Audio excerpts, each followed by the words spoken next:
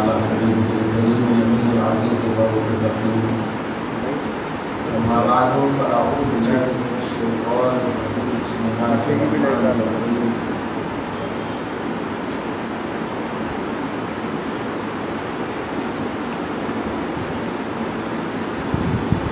فإن طلقها فلا تحل له من بعد حتى تنكح زوجا غيره. فإن طلقها فلا جناح عليهما أن يتراجعا إن زنا أن يقيما حدود الله وتلك حدود الله يبينها لقوم يعلمون. صدق الله العظيم. رسول برکت کے لیے درود شریف پر اللهم صل على سيدنا وشفيعنا وحبيبنا ومولانا محمد النبي والكرم وآلہ الکرام الکریم آلہ واصحابہ وسلم. سورہ بقرہ کی آیت نمبر 229 تک کا درس ہو چکا ہے. طلاق کا ایک انفرادی عنوان اور اس کا باب کھلا ہوا ہے. طلاق رجعی دو ہیں. خلا ایک طلاق بائن ہے. تفصیل سے بتا دیا گیا ہے. اللہ کے حدود اور اللہ کی شریعتوں میں اپنی نفسانیت کو دخل نہیں دینا چاہیے. ایک مرتبہ طلاق دے دیا، اس میں رجوع نہیں کیا، اس میں لوٹایا نہیں، تو ایک طلاق واقع ہو گیا. دوسری مرتبہ دیا، وہ بھی لوٹانے والی رجعی طلاق دیا تھا، اس میں بھی نہیں لوٹایا. تو تیسری طلاق دینے کا اختیار ہے. تیسری طلاق جب دے دے تو اللہ سبحانہ اب فرماتا ہے فَإِن طَلَّقَهَا فَلَا تَحِلُّ لَهُ مِن بَعْدُ حَتَّى تَنكِحَ زَوْجًا غَيْرَهُ. اب اگر تیسری طلاق دے دیے تو اب جا کر کے وہ طلاق دینے والے کے لیے اس وقت تک حلال نہیں ہے. فَلَا تَحِلُّ لَهُ، اس کے لیے شوہر کے لیے طلاق دینے والے کے لیے اس وقت تک حلال نہیں ہے جب تک کہ عدت گزار کر کے دوسرے کسی اور سے شادی نہ کرے. پھر وہ شوہر طلاق دے، دوسرا شوہر، پھر وہ دوسرا شوہر طلاق دینے کے بعد عدت گزارے، پھر جا کر کے شوہر اول کے لیے حلال ہے. یہ ہے گناہ کی سزا. اب گناہ کی جزا مانگیں گے تو ایسے بولتا طلاق دے دیا، 3 طلاق بول تو دیا، آئے 3 مرتبہ طلاق جاؤ ہو گیا، اب حلال نہیں. یہاں پر میں ایک اہم بات جو بتانے جا رہا ہوں وہ یہ ہے، اتنا تو جانتے ہیں لوگ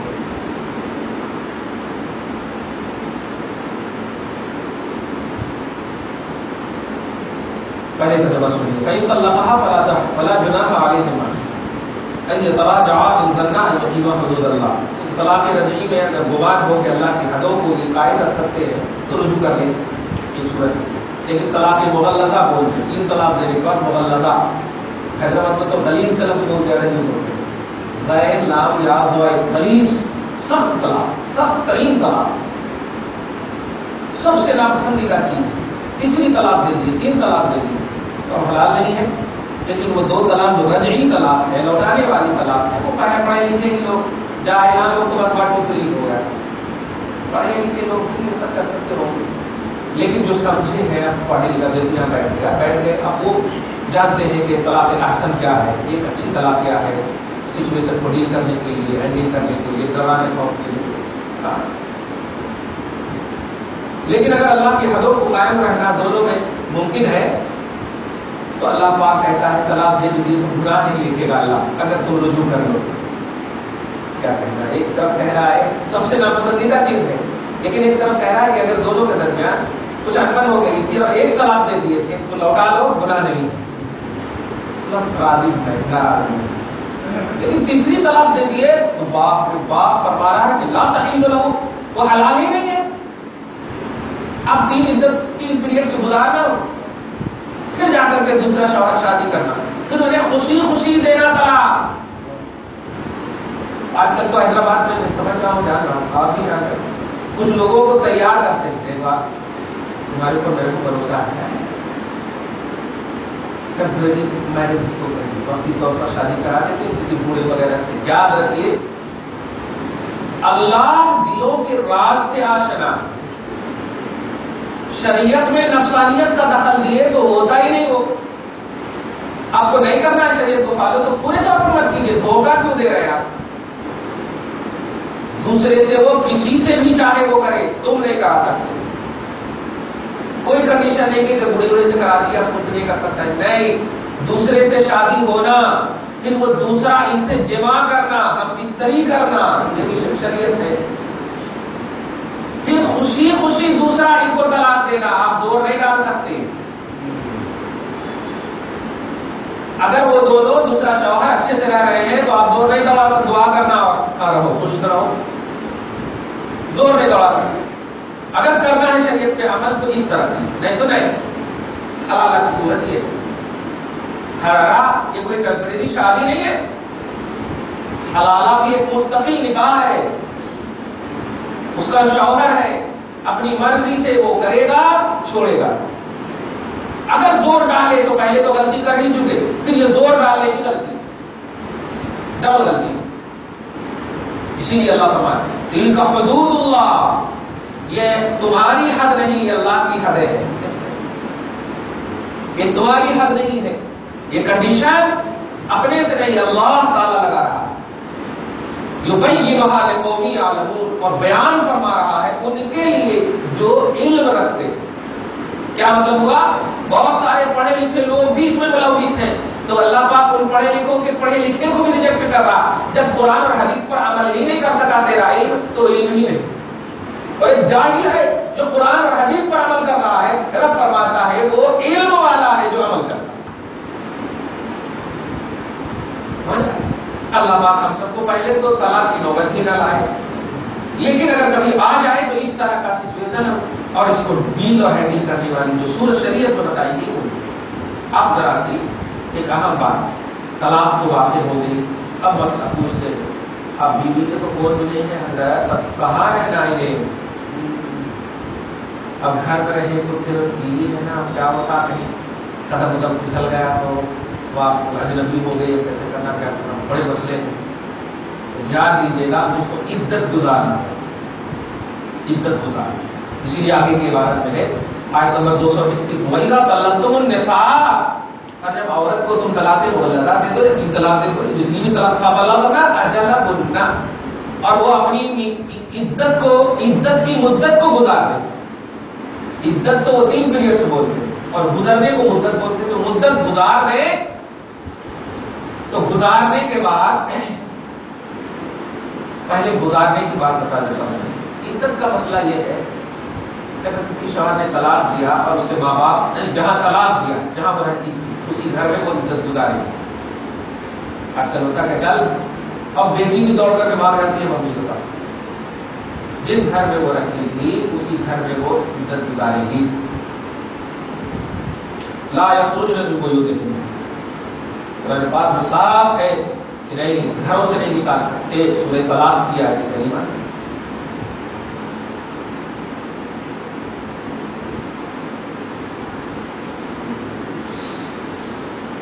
لا تخرجوهن من بیوتہن، انہیں گھروں سے مت نکالنا۔ ہاں ایک صورت ہے ولا یخرجن، وہ خود بھی نہ نکلے، الا ان یاتین بفاحشۃ مبینہ، لیکن ایک صورت ہے کہ اگر اس کی چال چلن صحیح نہیں، اس کے ڈھنگ صحیح نہیں، وہ دوسرے سے افیئر تھا وغیرہ، تو پھر نکالنے کی بھی صورت ہے اور اس کو بھی چاہیے کہ نکل، یہ ایک صورت ہے۔ لیکن اگر سب کچھ صحیح چل رہا تھا، بس خالی ان دونوں میں انبن ہوئی اور طلاق ہو گئی، تو ہرگز ہرگز نہیں نکال سکتے، قرآن کا فرمان ہے نکالنا حرام ہے۔ ایک بات یعنی انہیں اپنے شوہر کے گھر میں عدت گزارنا یہ کھلا۔ اب شوہر کے گھر میں گزارے تو اب پھر کیا، تو ایک روم رہتا ہے، روم بھی کم ہے، کیا کرنا ہے، تو ماں کے پاس سلائے، الگ روم دے اس کو، اس کی رسپانسبلٹی ہے عدت تک، شوہر کی ذمہ داری۔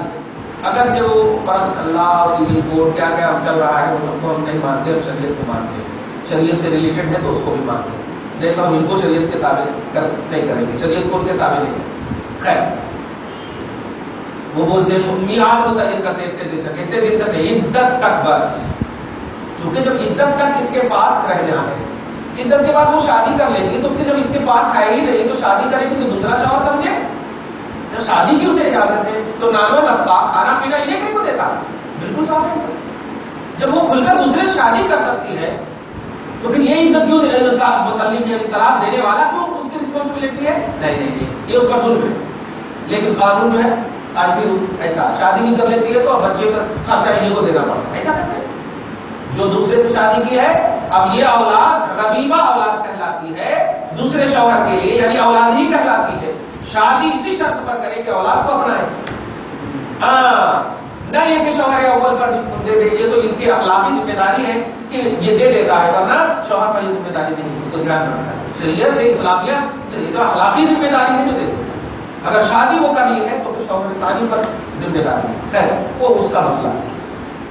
عزت و آبرو کا خطرہ نہ ہو پیریڈز گزارنے والی یعنی بیوی پر، طلاق شدہ عورت پر اگر عزت پر حملہ کا خوف نہ ہو کہ وہ شوہر ہے، تڑپ رہا ہے تو کیا کرنا، کیسے کرنا، تو بڑا خطرہ رہتا۔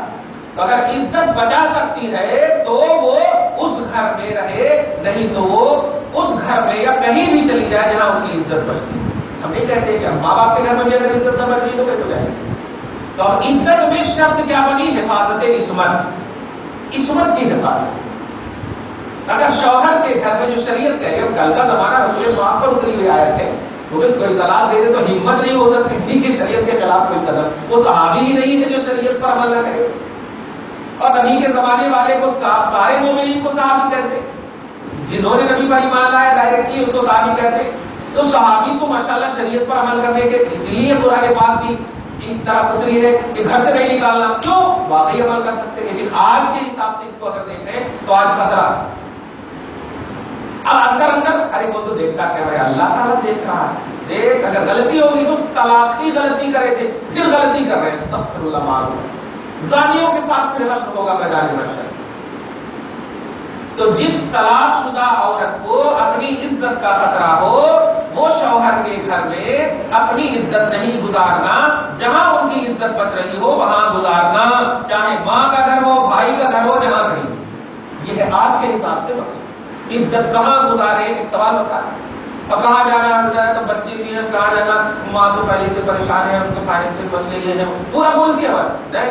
آپ کو عزت گزارنا جہاں آپ کی عزت بچ رہی وہاں جائیں گے، عزت گزار دیں۔ آج جب کرائے پہ رہتے وہ بھی تو آپ کا گھر نہیں ہے، وہ بھی کہاں گھر ہے؟ اللہ پاک نے کہا تھا اپنے گھر سے نہیں نکالنا، مطلب یہ کیا ہے، جہاں آپ کی حفاظت ہو سکے اس کو اپنا گھر ہو، چاہے کرائے کا سے۔ تو یہ ہے عزت کا مسئلہ، اس کو دھیان رکھنا چاہیے۔ ہاں کبھی اگر غلطی ہو جائے مردوں سے تو صورت اس کی یہ ہے کہ وہ اجنبیہ ہے۔ اجنبیہ کا مطلب کیا ہے، جیسے شادی سے پہلے اس کے بارے میں آپ کی فیلنگ تھی، ایسے ہی شادی سے کہ یعنی اب طلاق کے بعد بھی وہی فیلنگ ہونا، بیوی کے ساتھ کا فیلنگ بھی رکھے تو وہ زنا ہوتا، سوچے بھی تو زنا ہوتا، خواہش بھی رکھے تو زنا ہوتا۔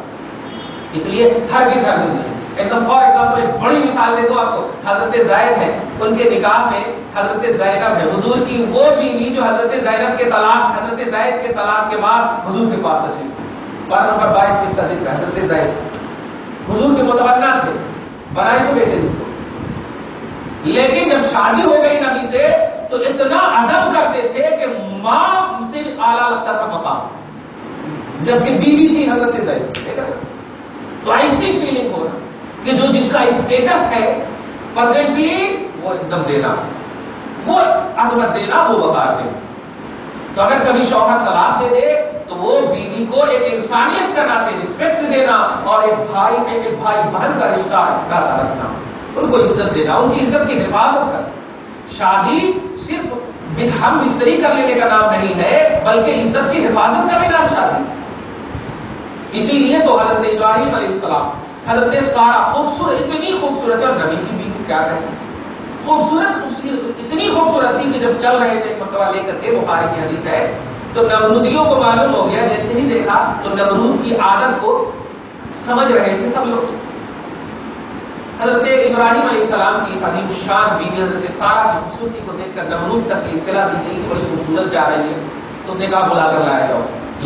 تو لانے سے پہلے حضرت ابراہیم نے تنہائی میں حضرت سارہ کو لے گئے اور لے جانے کے بعد جملے پہ غور کرنا. اب بیوی کو رسپیکٹ دینے والے شوہر بنو. رسول پاک صلی اللہ علیہ وسلم کے آواز داد کے حامی حضرت ابراہیم لے جاتے ہیں اور لے جانے کے بعد کہتے ہیں سارہ جی جانتی ہو یہاں پر میرے اور تمہارے درمیان ایمان کے اعتبار سے کوئی بھی نہیں, میں اور تم, مومن میں اور تم بس. اور شریعت میں ایمانی رشتے کو بھائی بہن کا رشتہ کہا گیا ہے, بھائی بھائی کا رشتہ کہا. انما المؤمنون اخوۃ, مومن سب آپس میں بھائی ہیں. مطلب مرد ہے تو بھائی ہے, باہر ہے تو بھائی بھائی ہے. تو اسی شریعت کے حوالے سے میں تجھے لفظی طور پر اپنی بہن کہہ کے پکاروں گا اور میری مراد ہوگی ایمانی بہن. حقیقت میں تو بیوی ہے. توجہ دیجیے. اور وجہ کیا ہے؟ اس لیے کہ اس زمانے میں نمرودیوں کے زمانے میں بھی بھائی بہن کے رشتے کو بڑا پوتر سمجھا جاتا ہے. کوئی بری نگاہ سے, یعنی اگر کہتے کہ یہ بہن ہے آپ کی, ایک بڑی عزت کرتے تھے بھائی کی بھی اور بہن کی, کوئی بری نگاہ نہیں گوارا. تو اسی حالات کے لحاظ میں حضرت ابراہیم نے کہا میں تجھے بہن کہوں گا اور تم مت کہنا کہ میں تمہاری بیوی ہوں. تو میری مراد یہ ہوگی کہ تم دینی بھائی بہن ہیں دونوں. چنانچہ ایسا ہی ہوا. پوچھا گیا کون؟ تو کہا ہاذہ اختی, یہ میری بہن. ہاذہ اختی, یہ میری بہن. پھر بھی اس جملے کو اللہ کے نبی حضرت ابراہیم کہتے میدان محشر میں پتہ نہیں اللہ تعالیٰ اس میں بھی پکڑتا کیا, وہ نبی کا اسٹیٹس ہے, وہ نبی کا اسٹیٹس ہے. لیکن میں کہتا ہوں کہ حضرت سارہ کی عزت کے بچانے میں خدا کی قسم ابراہیم کی اور عظمت پڑ گئی, اور عظمت پڑ گئی. کہیں شوہر جو ہوتا ہے سچویشن سے اور حالات اور تقاضے سے مقابلہ کر کے اپنی بیوی کی عزت بچاتا ہے. عزت بچانے کا نام شوہر ہے, نہ یہ کہ عزت کو تار تار کرنے کا نام شوہر ہے. صرف اپنی خواہش کی تکمیل کر لیں اس کا نام. اسی لیے قرآن پاک میں کہا عورت کے پاس سکون ہونا چاہیے, عمل کو سکون نہیں کہا, تسکنوا الیہا, عورت کے پاس سکون ہونا چاہیے. تو مرکز سکون ہے, توجہ دینا. کہنا یہ ہے کہ بیوی اور شوہر کا رشتہ بڑا پوتر رشتہ ہوتا ہے, بڑی عزت دار رشتہ ہوتا ہے, عزت کو تار تار کرنے والا رشتہ نہیں ہوتا. تو اگر کبھی طلاق واقع ہو بھی جائے, توجہ, تو نکاح بھی تو اسلامی چیز تھی, اور جب یہ بھی اسلامی چیز ہے اور طلاق بھی اسلامی چیز ہے اور اب بھی تو مسلمان ہو, عورت بھی مسلمان ہے, تو ایک اسلام کی ذمہ داری بنتی ہے کہ بیوی کو اس کا حق دیا جائے, اور جب بیوی نہ ہو عام عورت ہو تو اس کو بہن کا حق دیا. تو بہن کے اوپر کیسے بری نگاہ دوڑا سکتے؟ یعنی جب طلاق دے دے کوئی شوہر تو اب اس کو ایک دینی بہن سمجھ کر اب رسپانسبلٹی اور زیادہ بڑھ جاتی ہے کہ نہیں, اب میں سوچ بھی نہیں سکتا تیرے بارے میں, تو میری بہن, جیسے اپنی بہن کے بارے میں نہیں سوچ سکتا کوئی, ایسے ہی ایک مطلقہ شوہر کی عورت کے بارے میں کوئی ایسی سوچ نہ کرنا. یہ ضروری ہے آج کے حساب سے اپنے معاشرے میں, ورنہ بس یہ جلوتوں کو تو چھپا لیتے ہیں لوگ, خلوتوں کو اللہ تعالیٰ ممتا رکھنے والا ہے.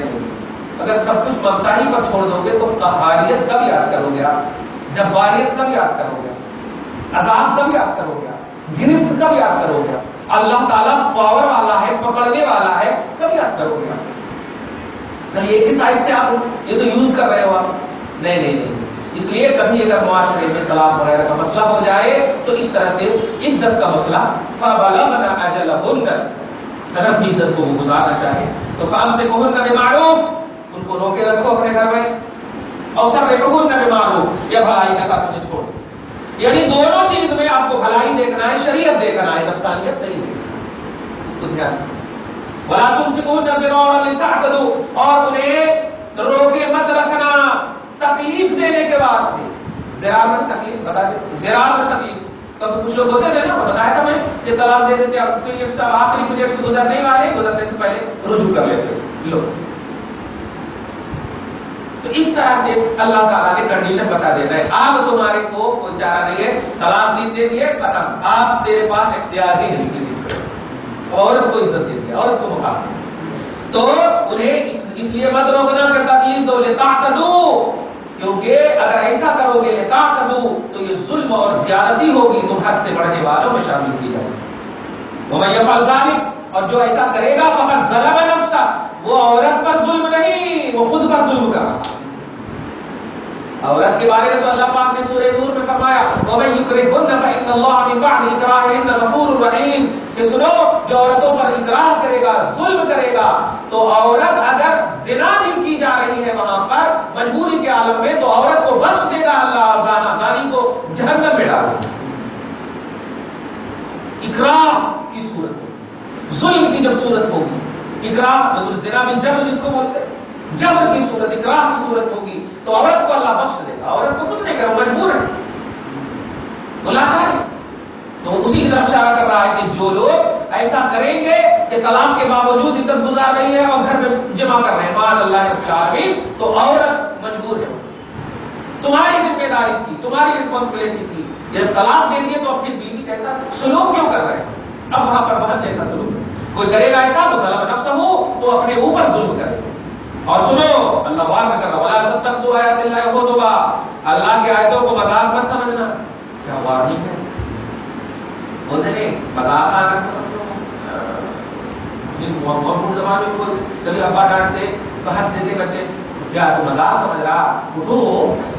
تو اللہ پاک ایسی بنتا بولنے کے بعد وہ لا تتخذوا آیات اللہ ہزوا، اللہ کی آیتوں کو مذاق مت سمجھنا۔ یہ سب جو پیش ہو رہے ہیں شرعی حدود، ان پر عمل کرنا، فالو کرنا، مذاق نہ سمجھنا۔ اور سنو واذکروا نعمت اللہ علیکم، یہ تو فیضان ہے اللہ کا، کرم ہے اللہ کا کہ رحمت للعالمین تیرے پاس ہے، ورنہ تیری کرتوت سے ایسا گرفت کرتا کہ دیکھا نا ایک عام نبی کی قوم کو نہیں مانا تو نیچے کا اوپر کر کے پٹک دیا زمین، سب دیکھے ہوئے ہو، ساری قوم کے مسئلے کو دیکھے ہوئے۔ وَاذْكُرُوا نِعْمَتَ اللَّهِ عَلَيْكُمْ، اللہ کی نعمت جو تیرے اوپر ہے اس کا ذکر کرو، اس کا احسان بتاؤ کہ اللہ نے نبی کو بھیجا، نبی یہ رحمت ہے یہ، اور نبی رحمت کی وجہ سے ہم کو اللہ تعالیٰ عذاب نہیں دے رہا۔ یہ احسان ہے، لیکن چیلنج مت کرنا اللہ کو گرفت کے اعتبار سے، قہاریت کے اعتبار سے، دھیان رکھنا۔ پاورفل نبی ہے ضرور، لیکن اگر کنٹینیوٹی ہو گئی غلطی میں تو پھر اللہ معاف نہیں کرتا۔ کہہ رہا ہوں عمل کرو تو عمل کرو، عمل تم ہی کرو گے، میں عمل نہیں کرتا، اللہ بول۔ عمل کرنے کے واسطے تمہارے ہی کو ہے، یہ کانسٹیٹیوشن قرآن ہے، یہ تمہارے لیے ہے، عمل کرو۔ وَمَا أَنزَلَ عَلَيْكُم مِّنَ الْكِتَابِ وَالْحِكْمَةِ، اور یاد کرو اس کو جو تیرے اوپر کتاب نازل کی، کتاب نازل کیا، والحکمت، اور سنت مصطفیٰ تیرے سامنے ہے۔ حکمت سے مراد سنت مصطفیٰ، کتاب قرآن نازل کیا اور سنت مصطفیٰ، سیرت مصطفیٰ بیس آئیڈیال، حضور کی سیرت پاک اسوہ حسنہ تمہارے پاس ہے۔ یعظکم بہ، وہ اللہ تمہیں اس کے ذریعے سے نصیحت کر رہا ہے، واعظ کر رہا ہے، نصیحت کر رہا ہے۔ واتقوا اللہ، ڈر اللہ سے، وَاعْلَمُوا، اور یقین رکھ اللہ پر کہ ان اللہ بكل شيء علیم، اللہ ہر چیز کا علم رکھتا ہے۔ تو باپ ماں سے، خاندان اقربا سے روم بند کر کے بول سکتا ہے کہ نہیں کچھ بھی نہیں ہوتا، ارے میری بیوی ہے نہیں، میرے پر بھروسہ نہیں تھا، وہ سب بول سکتا ہے، لیکن تو یہ عوام کو دھوکہ دے سکتا ہے، آنکھ میں دھول دے سکتا ہے۔ اللہ تو تمہاری رگوں کو جانتا ہے، تمہاری اداؤں کو جانتا ہے، احساسات کو جانتا ہے۔ ارے تو احساس کرنے والا ابھی نہیں ہوتا، اس کو بھی اللہ جانتا ہے۔ سوچنے والا نہیں ہوتا، سوچنے سے پہلے کو اللہ تعالیٰ جانتا ہے۔ پاسٹ پریزنٹ فیوچر سب کو جانتا ہے۔ اس لیے یقین رکھنا یہ حدود الہیہ جو پیش کیے گئے ہیں طلاق کے باب میں، اس کنڈیشن سے آگے نہ بڑھنا۔ وَاعْلَمُوا أَنَّ اللَّهَ بِكُلِّ شَيْءٍ عَلِيمٌ، یقین رکھنا کہ اللہ پاک ہر چیز کا جاننے والا ہے۔ ایک آیت اور اسی سے ریلیٹڈ آیت نمبر 232، وَإِذَا طَلَّقْتُمُ النِّسَاءَ، اور جب تم سے طلاق دے دو اپنی عورتوں کو، کنٹینیو بار بار ایک ہی قسم کے ایک ہی مضمون کو بار بار ذکر کر کے ایک بات دینا چاہتا ہے۔ بھائی بولتے بھی نا کیا ہے وہ بار بار یہی پیش کر رہے ہو، کچھ تو وجہ ہوگی نا، بار بار پیش کرنے کی اصل وجہ تو یہ ہے۔ کیا وجہ ہے؟ بڑا اہم معاملہ ہے، بڑا اہم معاملہ ہے، اس کو ایزی نہ لو، اس کو ایزی نہ لو۔ اگر تم عورتوں کو طلاق دے دو فَبَلَغْنَ أَجَلَهُنَّ، پھر وہ عورتیں اپنی عدت کی مدت کو گزار دیں، فَلَا تَعْضُلُهُنَّ، تو انہیں مت روکنا، أَن يَنكِحْنَ أَزْوَاجَهُنَّ، کہ وہ دوسروں سے شادی کریں، دوسروں سے شادی کرنے کے لیے فون مت کرنا۔ اگر کرے تو میں کہاں لے جاتا ہوں تم کو، کہاں لے جا سکتا ہوں، رکھو کرو، تم روک نہیں سکتے جب تک وہ بیوی تھی، تمہاری محکومہ تھی، اب وہ محکومہ نہیں ہے، تم حاکم نہیں ہو، اب وہ آزاد ہے، تقاضات کو جب جہاں جس سے اپنے کفو میں چاہے وہ شادی کر سکتے ہیں. رب کہہ رہا لا تعذلون ان ينكحن، انہیں مت روکنا شادی کرنے سے کہ وہ اپنے کسی شوہر کو چن کر کے وہ شادی کر لیں. اذا تراضوا بینہم بالمعروف، جب وہ چنے ہوئے سے راضی ہو، آپس میں دونوں راضی برضا ہو کر شادی کریں بالمعروف، شریعت کے دائرے میں نہیں روک سکتے. ذالک یوعظ بہ من کان، پیاری بات دیکھیے گا، ذالک یوعظ بہ من کان، اور اس بات سے اللہ واعظ کرنا چاہتا ہے، نصیحت دینا چاہتا ہے، من کان منکم، اس شخص کو جو تم میں سے یؤمن باللہ والیوم الآخر، جو اللہ اور یوم آخرت پر ایمان رکھتا ہے. قرآن میں جہاں کہیں بھی اللہ اور یوم آخرت کی بات آتی ہے وہ سب سے ڈیفیکلٹ مضمون کہلاتا ہے. اللہ اور یوم آخرت پر ایمان کی جہاں پر یہ بات آئے وہ سب سے امپورٹنٹ اور ڈیفیکلٹ مضمون کہلاتا ہے. کیا مطلب ہوا کہ اگر عورت کو تم نے روکا، وارننگ دیا کہ میں نے طلاق دیا ہے، تم ویسے ہی رہو، تم سے کوئی بھی شادی نہیں کرتا، یا ایک روکنے کی ایک وجہ یہ بھی ہے، ایک وجہ نہیں طریقہ، کہیں ارے رشتہ گیا تو اب ان کو نہیں روکتا، اب ان کو جا کے روکتا، نہیں کرنا، اس کا کلچر صحیح نہیں ہو، نہیں طلاق دیا ان کو، یہ صحیح نہیں، ان کا وہ صحیح، یہ بھی روکنے میں ہے. تو اللہ پاک فرما رہا ہے کہ اگر اللہ اور یوم آخرت پر ایمان رکھتے ہو تو مت روکنا. روکنے کے جتنے بھی آپشنز ہیں ایک بھی یوز مت کرنا ورنہ ایمان چلا جائے. یہ مطلب دیکھ رہے ہیں آپ، یؤمن باللہ والیوم الآخر، اللہ اور یوم آخرت پر ایمان رکھنے والوں کو روک رہا ہے، وہ نصیحت فرما رہا ہے. ذالک ازکی لکم واطہر، یہ تیرے لیے دل کی صفائی اور پاکیزگی اعمال کا بھی ذریعہ، باطن کی بھی صفائی کا ذریعہ ہے اور ظاہر کی بھی صفائی کا ذریعہ. ازکا کا تعلق قلب سے ہے اور اطہر کا تعلق ظاہر سے، باطن ظاہر سے. واللہ یعلم وانتم لا تعلمون، سنو اللہ وہ حکمت جانتا ہے جو تم نہیں جانتے. تو 20 سال 30 سال کی دشمنی کو نبھا رہے ہو، ارے مرنے کے بعد کوئی کام نہیں آئے گا. باپ بیٹے سے، بیٹا باپ سے، ماں بیٹی سے، بیٹی ماں سے، بھائی بہن سے، سب سے بھاگتے ہوئے نظر آئیں گے. اللہ وہ حکمت جانتا ہے جو تم نہیں جانتے. اگر تم نے حدود الہیہ پر آج عمل کر لیا تو دیکھ اللہ پہلے ہی وعدہ کر دیا، اگر کر لیا تو پھر دیکھنا تم تو کہتے اے اللہ اگر بات ایسی تھی تو میں تو اور عمل کرتا، ایسا بولنے اور مجبور ہو جاتے بولنے پر. واقعی تو حدود الہیہ پر عمل کرنا چاہیے. اس سے ظاہر کی بھی صفائی ہے اور باطن کی بھی صفائی. خاص طور سے طلاق کے عنوان میں، نکاح کے عنوان میں ہم سب کو سترک رہنا چاہیے. اب کی جو آیت آنے والی ہے وہ ماں کے حوالے سے رب العالمین سے دعا ہے مولا ہم سب کو شریعت مطہرہ پر، حدود الہیہ پر عمل کرنے والا انسان